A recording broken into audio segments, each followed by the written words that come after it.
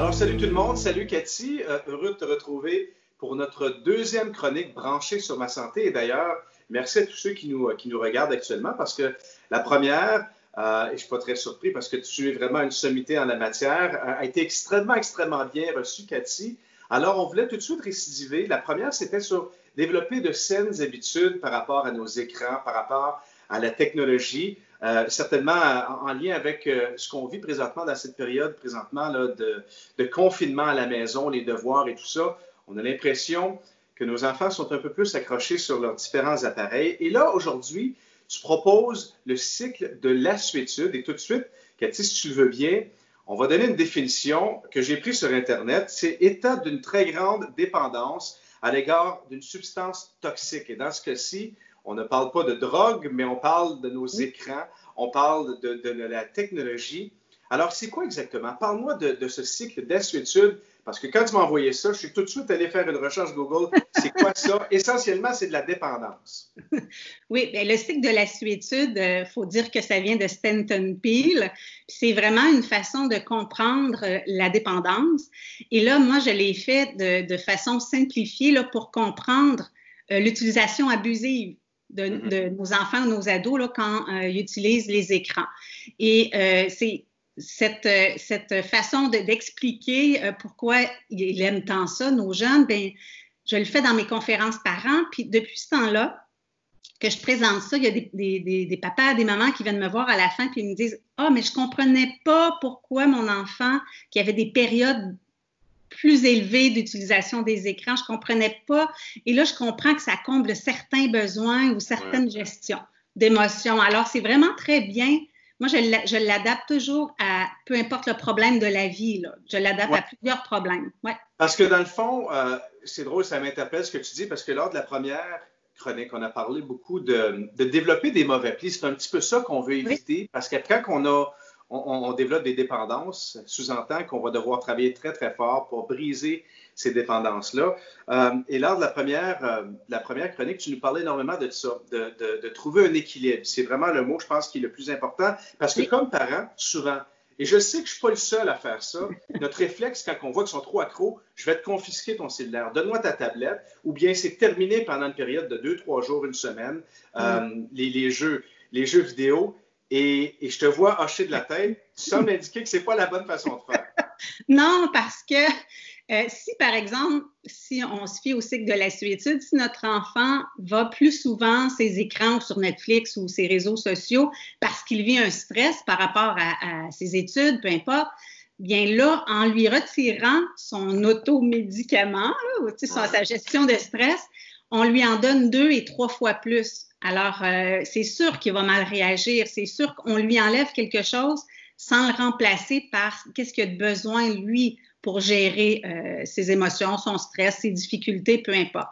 Alors, c'est le plan B, ça, de retirer. C'est le plan B. Le plan A, c'est vraiment de comprendre pourquoi il augmente son utilisation là, des écrans. Alors, on fait quoi concrètement comme parent? Je me dis, OK, c'est peut-être pas la bonne chose à faire parce qu'il est un peu, il en a besoin. Ça lui permet, lui, temporairement, de peut-être diminuer son stress, mais en même temps, moi, comme parent, ce que je veux, c'est que je veux qu'il fasse ses devoirs et je me rends compte que peut-être au lieu de passer du temps sur ses devoirs, il est en train de chatter avec des amis, oui. ou il va aller regarder des vidéos, ou il est sur TikTok, qui est très populaire actuellement. Alors, concrètement, on fait quoi? Bien, tu sais, pour expliquer le cycle simplifié, là, il y a un problème. Par exemple, le problème, c'est le stress de faire ses devoirs, de réussir à l'école en ligne, OK? Ça, bien, ça augmente l'anxiété, puis le parent aussi ajoute à ça avec ben, justement sa pression de réussite. Hey, t'as-tu fait tes devoirs, t'as-tu fait tes leçons, Puis là, bien, c'est sûr que le moyen à court terme, ça va être trop fort la pression, fait qu'il va s'en aller vers quelque chose qui est amusant. OK? Là, les solutions, les trucs, c'est pour sortir de ce cycle-là qui ne règle pas les problèmes du tout, finalement, qui les amplifie, bien, c'est de se faire un petit horaire de devoir, puis après ça, d'aller ces réseaux ou ces jeux-là de façon amusante, mais aussi, le parent doit apprendre à son enfant à gérer l'anxiété, à gérer les imprévus, à s'adapter Puis ça, ben, il y a des trucs, hein, qu'on s'assoit, puis on dit, on en parle, comment on fait pour gérer l'anxiété. Mais si notre enfant a besoin de bouger énormément pour gérer son anxiété, ben, va faire une course de 15 minutes, reviens, on va parler. Puis, tu sais, rassurer l'enfant aussi que c'est une période de confinement qui prend de l'adaptation pour tout le monde. Alors, peut-être donner moins de pression un peu ses devoirs, ses leçons. Ça, c'est la première chose. Puis de lui dire, fais ce que tu as à faire. Puis moi, de mon côté, je vais faire ce que j'ai à faire. Puis après ça, tu auras du temps pour aller jouer, écouter Netflix.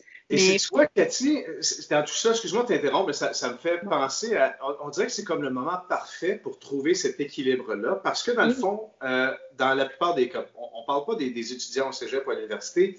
Eux, présentement, ils vont avoir des examens à la fin de l'année, tout ça, mais on ne sait pas présentement s'il va y avoir une reprise pour les enfants au niveau scolaire ou même au niveau secondaire. Alors, c'est peut-être le moment parfait comme parent d'essayer d'aider nos enfants à trouver cet équilibre-là, parce que le côté stress est beaucoup moins présent. Ils n'ont pas un gros examen en chimie demain matin sur lequel ils ont étudié pendant 8 heures de temps, là. Il y a un sentiment d'urgence et de stress lié au devoir et à la performance pour les enfants, souvent qui vont être soit imposés par les parents ou par les enfants eux-mêmes. Oui, tout à fait. On parle aux autres, et moins là. Alors peut-être que c'est le moment, on a une opportunité extraordinaire pour trouver un équilibre, là.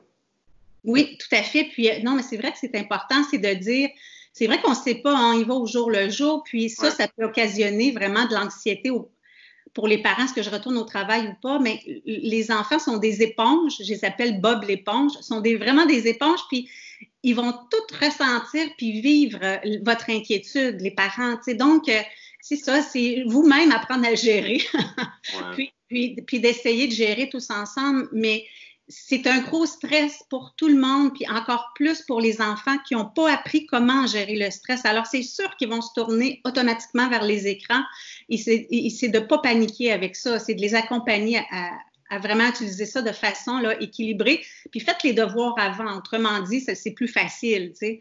Mais ne pas retirer plan A, ne pas retirer plan B, là, peut-être, là, mais tu sais, ça prend vraiment... Il faut comprendre dans quelle situation nos enfants sont aussi, là. Alors, ce que je retiens, c'est il faut les accompagner. Faut pas les regarder de haut et taper sur eux. Au contraire, il faut travailler avec eux pour les aider dans tout ça. Et deux, je suis un gars de sport. Alors, c'est sûr que je vais prêcher un peu pour ma paroisse. Mais oui. Je pense que c'est peut-être aussi, quand on parle de trouver un équilibre, c'est ton cycle, c'est un cercle, évidemment, c'est un 360. Dans ce cycle-là, et c'est le plus gros défi de notre vie, nous, tout le monde, c'est de trouver un équilibre, mais ça veut dire aussi d'être peut-être plus actif. Et plus tu es actif, tu te sens mieux. Tout semble mieux fonctionner. Alors, dans le fond, si tu es trop sur tes écrans, c'est pas bon. Si tu ne fais que du sport, ce ne sera pas nécessairement mieux et tout ça. Alors, c'est de trouver un équilibre.